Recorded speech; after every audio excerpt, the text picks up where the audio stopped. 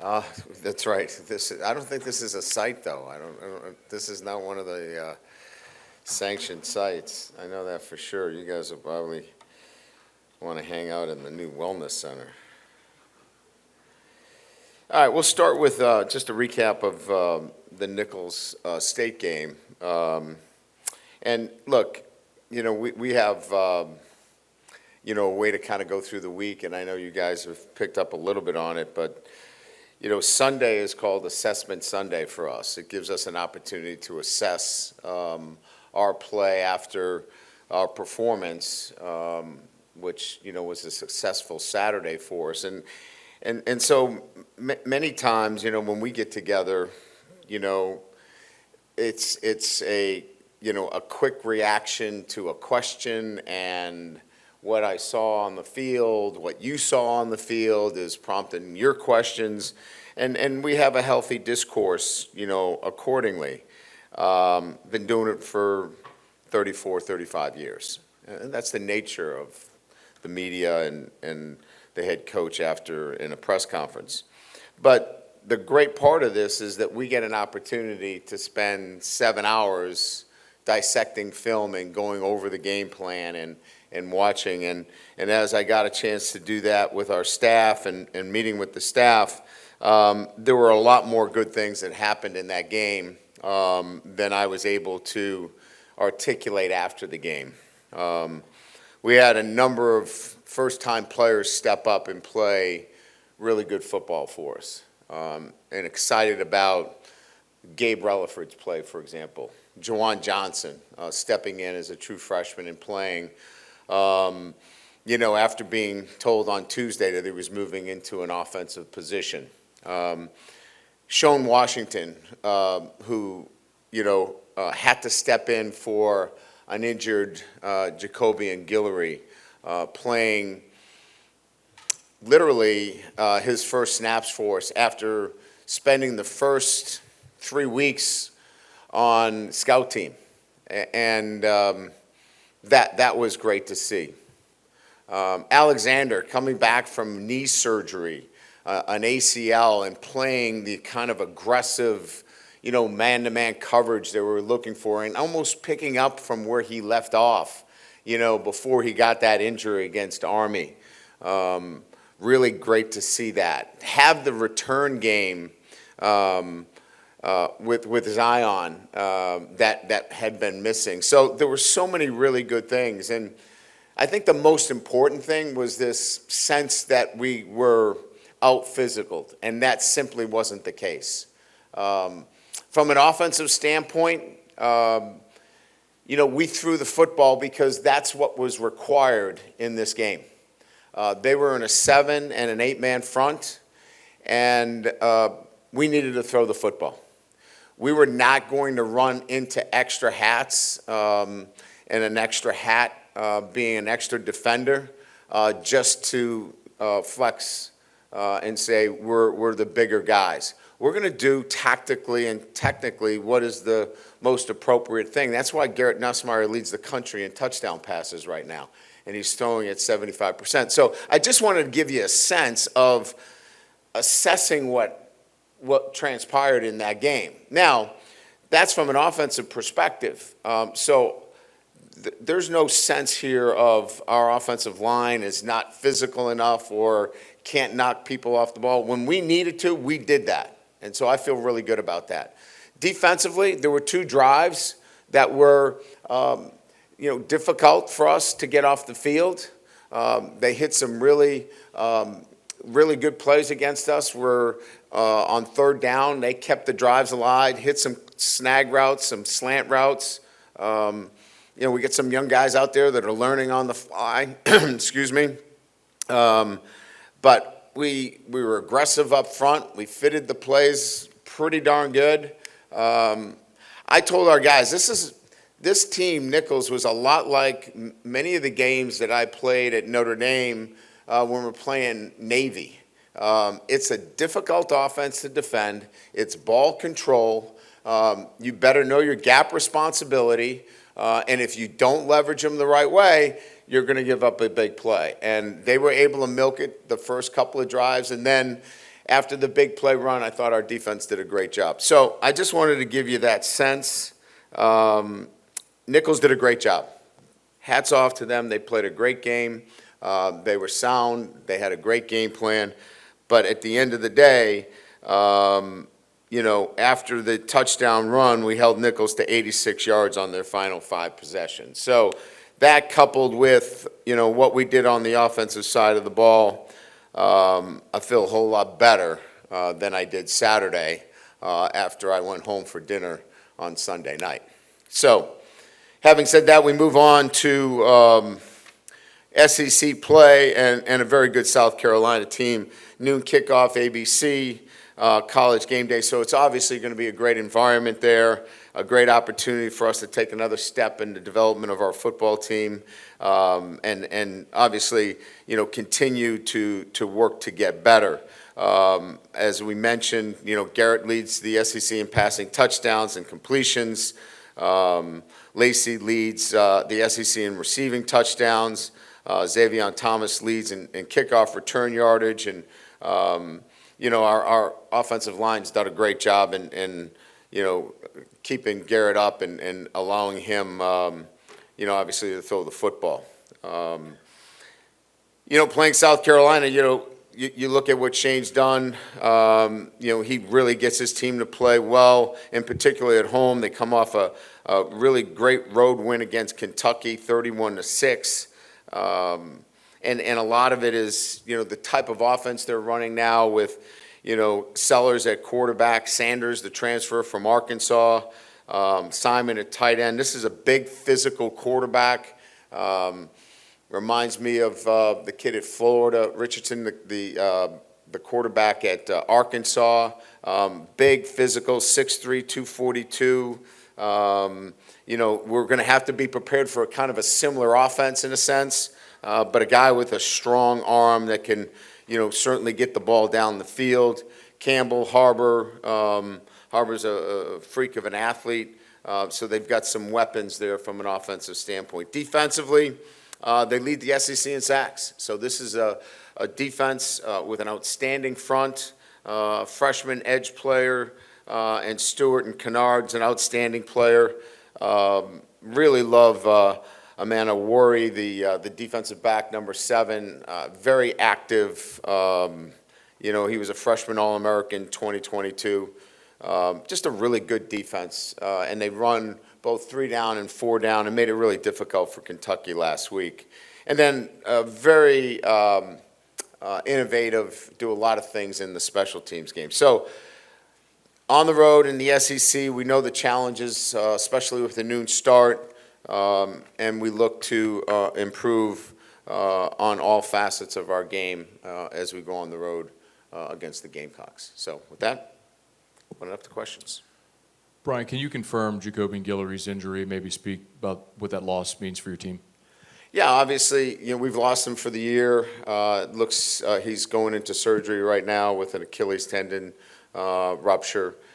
Look, he was a stalwart for us. Big, physical, point of attack guy. We're having conversations now with he and his family about, the possibilities of medical red shirt for him. We'll have more information on that as that kind of comes together. But now we have other guys that are going to have to step up in that situation. So, again, I think we'll have more information as it comes together. But, in terms of that rotation, we have some ideas in terms of what we might do in the next couple of days.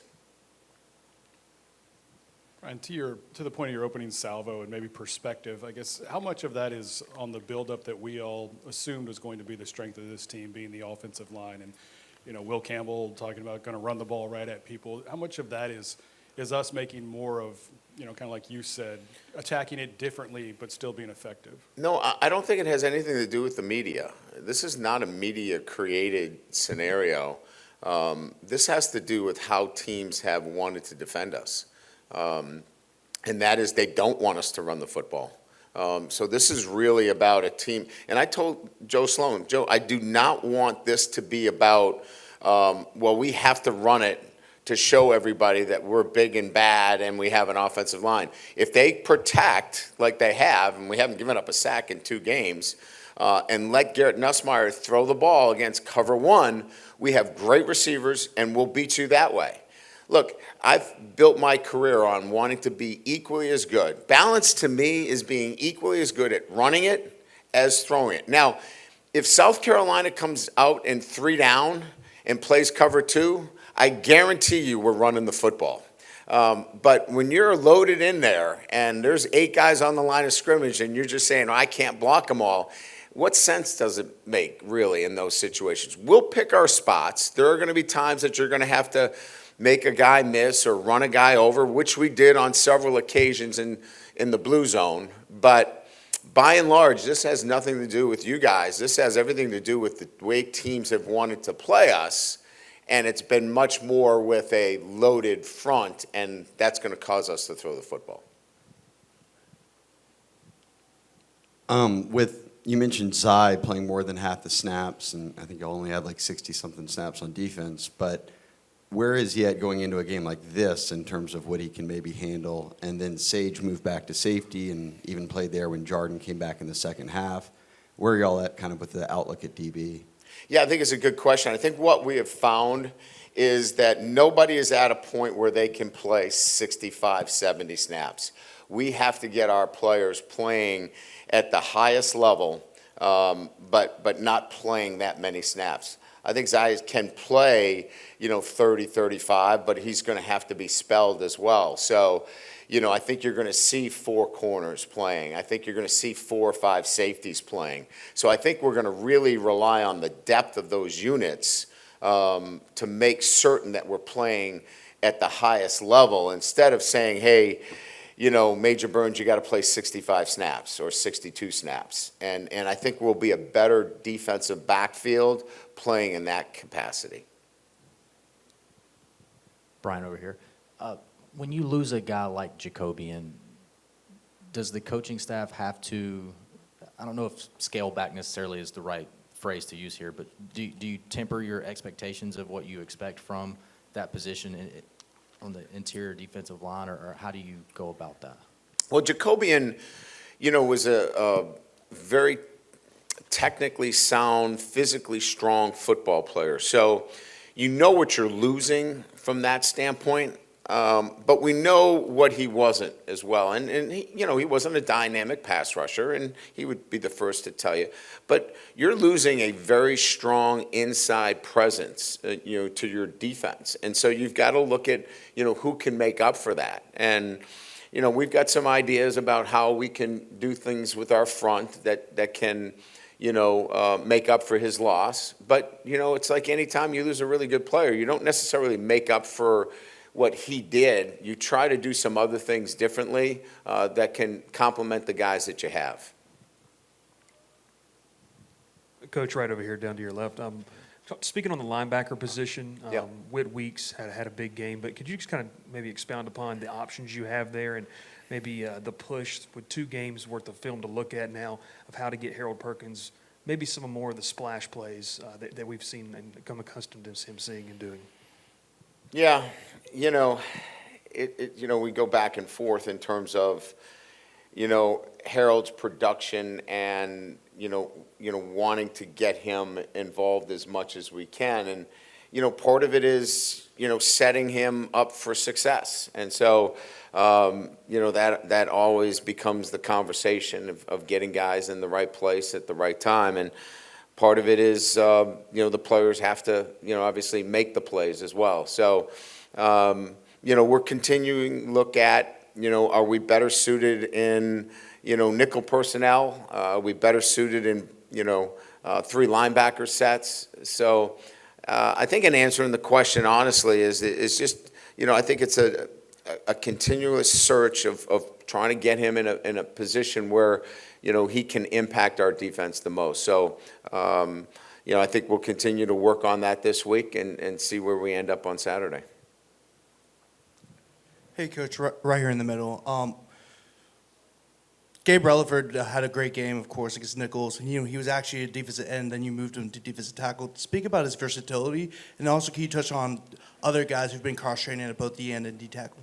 Yeah, we didn't move him to defensive tackle. He was playing in our nickel package inside. It's just a pass rush position, but he's a defensive end. No, he just, obviously he's a guy that we really liked coming out and felt like he had some, ability to play early on, but he's worked at it. I mean, and has put himself in this position. Obviously, Coach Peoples done a great job with him early on in his pass rush techniques, but he's a natural end that, when we get into our nickel and dime packages, we can slide into a 4 technique, and he can be an inside pass rush guy for us. Hey, Coach, what was so upsetting about the field goal at the end of the first half? I wasn't upset about missing the field goal. I was upset about the process. I had just explained what the process was, and the referee went over and explained it to Damien and confused him, and essentially said, listen to the head coach. I've been doing this a long time. He got confused about the process. So we had a 1.46 operation time. Your operation time needs to be about 1.1. He thought something different was going to happen after the explanation. I had taken the time to explain it to him. He didn't listen to me. I like our guys to listen to me. Is that okay? Especially in those situations. Hey, Coach. He'll listen to me in the future. Gotcha. We didn't see Kamori Pimpton out there much. Just can you maybe give an update on him? And then we also noticed that Bo Bordelon kind of switched numbers to 9. Just what do you guys like about that? And is that Well, he just gives us another big guy, at the tight end position. Pimpton had been nursing an ankle, was not 100%, didn't feel like we could get him in there. So, that's why you saw a lot more trade as. But Bordelon, coming in at that tight end position, he's an athletic guy that we felt like gives us a big push on the goal line. And then, of course, we put him in there and we throw the ball. So we want to break a couple of tendencies early on with him. But no, I think, he gives us a nice physical presence there as that third tight end. Hey, Coach, just on a couple of the young guys they're relying on, the Lenora Sellers and Dylan Stewart, the quarterback and defensive end, 2 very key positions to be with first-year guys. Wondering is it tough to know exactly what to expect from them so early, or do you feel like you have a good handle on what they do well? Oh, well, Sellers is a pure pass rusher. Sellers, the quarterback, he is a physical presence, and a lot like, I think I got the name right, Richardson, the quarterback that played at Florida, isn't it Richardson? Big, physical, strong. He's got a cannon for arm. The kid can throw it 65, 70 yards. He just reminds me of that kind of physical presence. But he's a new starter, But you're going to have to do some really good things to defend the quarterback and the quarterback run game because they've got the transfer from Auburn as well. So, that's going to be important for us. So that's going to give us, a great understanding after playing Nicholls of the quarterback run game. The defensive end, Stewart, is a pure pass rusher. And, it doesn't mean he can't defend the run. I'm not saying that. But he's a guy that they want in there to get after the quarterback. And we're going to have to do a really good job about it. We're going to have to be disciplined in our drops. We're going to have to get the ball out on time because those edge guys can certainly, this is an SEC defensive front, and they can get to the quarterback, and in particular, he can. Hey, Brian, over here. Latest on Garrett Dellinger, Chris Hilton, and Kyle Parker? Dellinger is cleared. He'll be at practice tomorrow. He'll be ready to go. I think, if we were playing, last weekend against it was the championship game, we could have maybe done something about it, but I think it was best to hold him. Kyle Parker is improving. We're trying to get full strength back from that nerve that kind of got pinched. I think he's probably a guy that will find himself ready by the end of the week. And Chris is day-to-day. You know, he is ground-based. He is running. This now becomes, you know, what can you tolerate? There's going to be some pain associated with it, but he has all function now, and it's just a matter of time now with Chris. When he starts to feel really good, where he can get in and out of breaks and function at his level, you know, we'll see him back on the field. And then following up on Shay's question, do you plan to keep Sage Ryan at safety moving forward? I think that's where he can help us the best. Look, he's a very versatile player for us, but I think that's where he fits right now for us. You know, I think, you know, we've really focused in now with Alexander playing at the level he has. I think it just makes sense for us to keep him at the safety position. Coach over here. So Garrett Nussmeier, he spread the football 8 different receivers one Saturday night, and besides Kyron, got a lot of different guys involved. So as far as that second receiver, because of how deep that receiver position is it going to be for that second guy, you think, by committee, whether it's Anderson and Daniels and some of those other weapons? Yeah, and I think there's going to be more to come. You know, I think we just talked about Chris coming back. You know, Kyle Parker's going to get in the mix here before it's all said and done. You know, I really think that as we keep going, I know I talked about Sampson, but, you know, we got to, you know, there are the little things that he's got to continue to work on, but he's going to get some touches before this season is out. So I just think that there's more guys. As you know, Taylor's having a monster year for us right now, and I think that's going to continue. You know, he's on the pace right now, Garrett, to throw between 45 and 50 touchdown passes. If we can continue that, if teams want to play us the way they are, you know, he's a very talented quarterback, and we've got a lot of depth at the wide receiver position. Hey, Coach. I know you guys have been doing a ton of rotating at defensive tackle anyway before the Giller injury, but you still need to obviously replace his snaps. So who's going to, I guess, see an increase in playing time potentially and sort of fill that role? Well, as I mentioned, Shone Washington picked up most of those snaps on Saturday. Shone wasn't scheduled to play. When Guillory went out, Shone picked him up and played it very, very well. So he's going to be the first guy that picks up a piece of those. And then we're going to have to make a decision. Do we activate, McKinley, Don McKinley? Do we get him moving a little bit more? Do we move somebody down inside that's a defensive end that can help us, and so there's some guys that maybe can move down inside to give us some more snaps. And we're probably talking about, 15 to 20 more reps that are needed inside. So, once Shone is able to do the things that he did on Saturday, that helps us a lot now in trying to find another 15, 20 reps. And offensively, you talked a lot about the boxes and not wanting to run into those heavy box counts, but does Garrett have the latitude to line of scrimmage to change the play based on what the box count is? Yeah, so we have 4 balls that we threw out on the perimeter that were runs. Those are actually run plays, right? So when that ball gets thrown out on the perimeter, you see Anderson catch the ball, on a quick perimeter throw. Those are run plays that he's throwing the ball out because there's too many guys. I can't block them all. So that happened 4 times. Those were run calls with too many players that you couldn't block. So the ball gets thrown out on the perimeter, and those are some of his checks. The other ones, some of those run plays, we have hitch routes attached to it. And the run is called, but because there's too many guys, we have free access throws that we can throw the ball onto the perimeter as well. So, I think we had 23 or 26 runs. I think we probably called in totality maybe 35, 36 run plays, but they were checked out of because of the particular looks. The Juwan story, the quick week and how well he performed. Can you kind of take me through that process?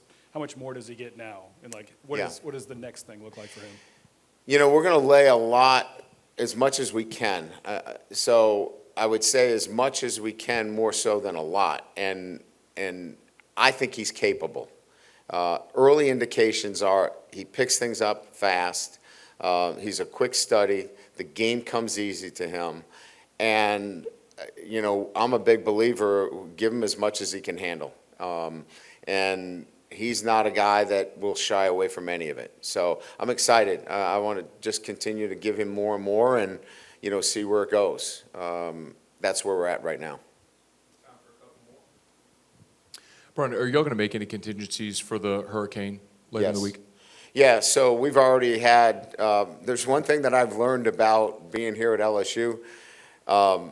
There are plans over plans over plans when it comes to when people talk about hurricanes. So the thing that we're clear on is we have a plan in place for Wednesday, Thursday, because that's when obviously it's imminent. And then the next stage is thunderstorms on Saturday, and then disruption of the game. So I've already met with our strength staff for stretching purposes, our nutrition. So it's been a long morning on hurricanes and thunderstorms on Saturday. So yes, we're already on top of that. Thank you.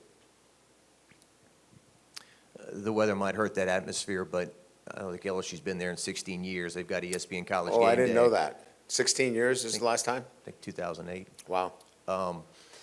So the intensity of the atmosphere that you're facing your first true road game and whatnot, what does your team have to rise up to meet from that perspective? I just think, there's a lot of guys that have played on the road, understand what it takes to win on the road, whether it was Mississippi State last year, Missouri at homecoming.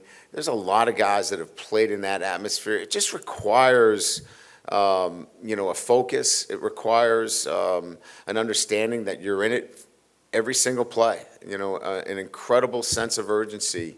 And I'm certain that they're aware of what is going to be necessary for them to be successful. I'm not dealing with a group of guys that will be surprised by what game day and South Carolina and all that will be about. And we'll prepare for it with crowd noise and things of that nature this week to get them ready. But it'll take a great effort, a team that's locked in and playing their best when their best is needed. Good? All right, thank you.